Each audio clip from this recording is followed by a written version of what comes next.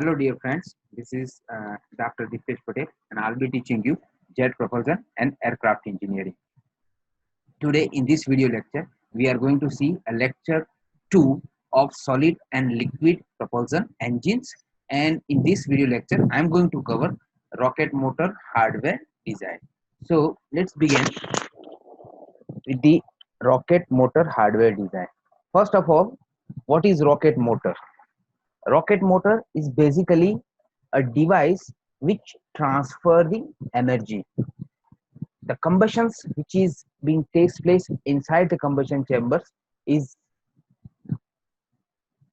where the fuel is ignited, and because of that the chemical energy of the fuels is converted into the thermal energy, and these high pressure and high temperature gases are expanded through a nozzles, which would ultimately give us a strength. Now, the design and the construction of solid rocket motor involves considerations of many different stresses that is acting on the motor hardware because of the pressure and thermal loads. So, we are going to see different components of the rocket motor. Now, the key component of the rocket motors are motor case, nozzle, and igniter. So let's begin with the motor case. The motor case is basically a highly loaded pressure vessel. Case design is usually governed by a combination of motor and vehicle requirement. The optimization of a motor case design frequently entails trade-offs between case design parameters and vehicle design parameters. Now there are a different kind of the loads and the stresses that need to be considered for the motor case design. In additions to the stresses that is acting on the motor case, we need to consider the environmental conditions as well, such as temperature, moisture level that is lead to corrosion, and space conditions such as vacuum and radiations.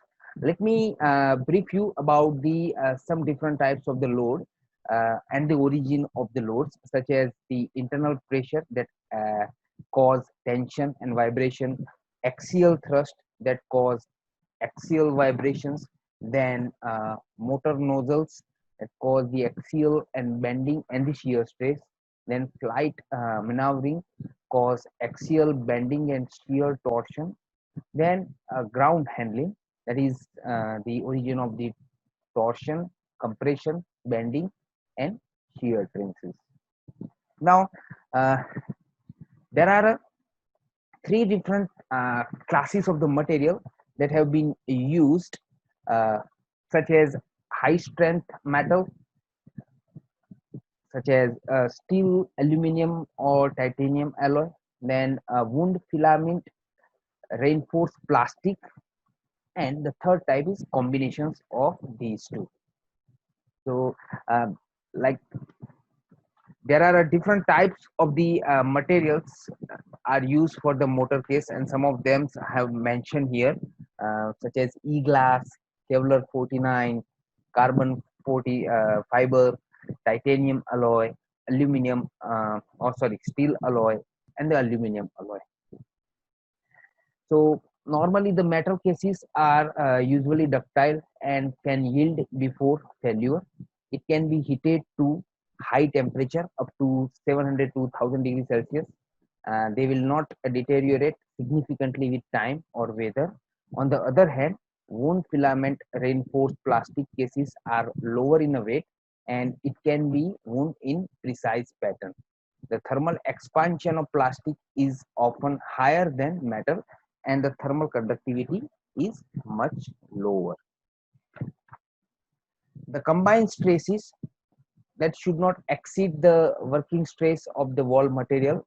As the rocket engine starts, the internal pressure causes a growth of the chamber in the longitudinal as well as in the circumferential direction, and these deformation must be considered during the design of motor case.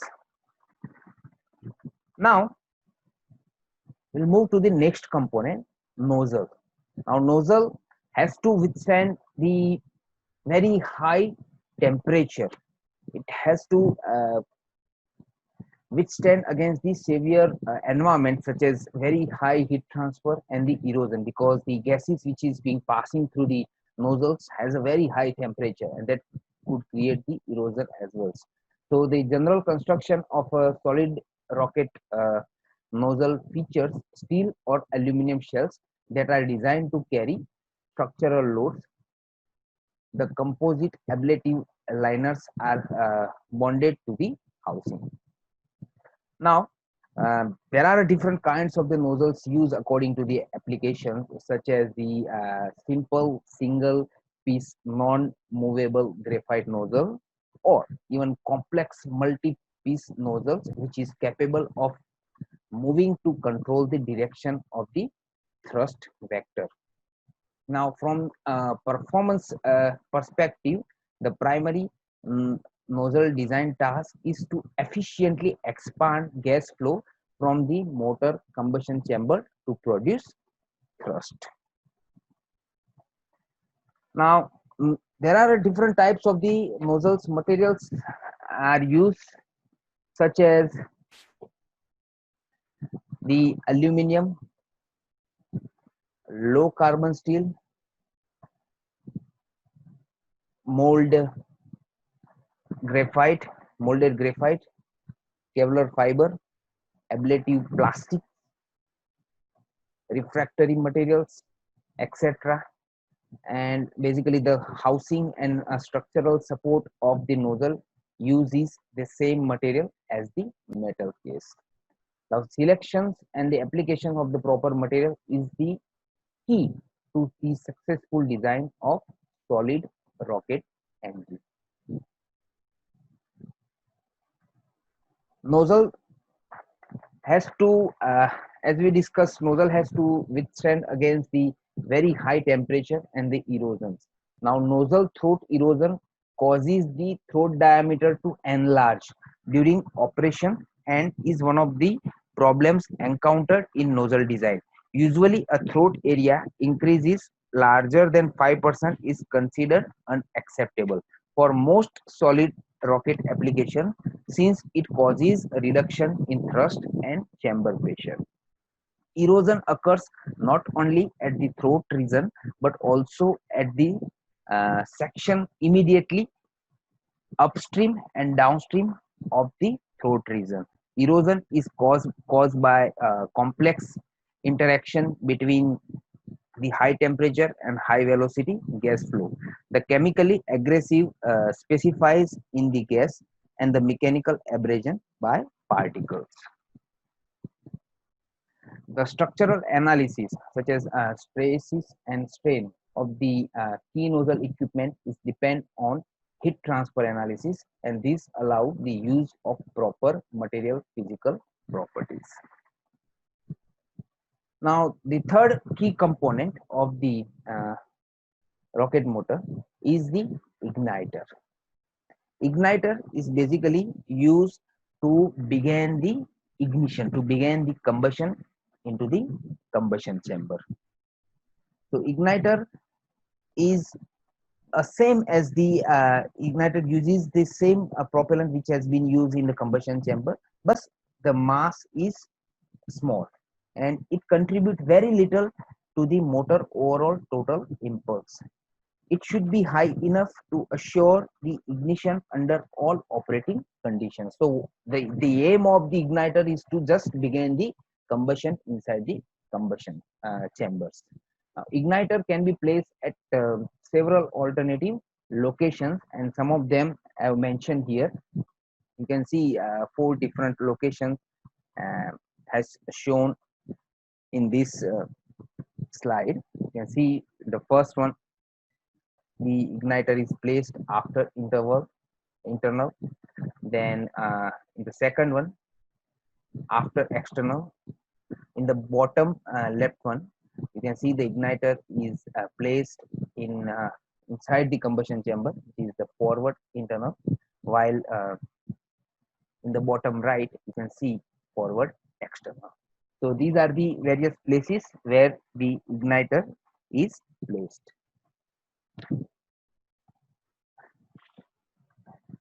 Now there are basically two different types of igniters are used, such as pyrotechnic igniters and pyrogen igniters. So let's go through each of them. First one, uh, psychotractic technique igniters are defined as the igniters using solid explosive and energetic propellant like chemical formulations as a heat producing material, while the pyrogen's igniter is basically a small rocket motors that is used to ignite a larger rocket motors. Although there are some common elements in the design of all solid propellant rocket motors, there is a no single or well-defined procedure for design method. Each class of applications has some different requirements. Individual designers and their organizations have a different approaches to the design of the rocket engine. So this is all for now. If you have any doubt, you can write down in the comment box. Thank you very much.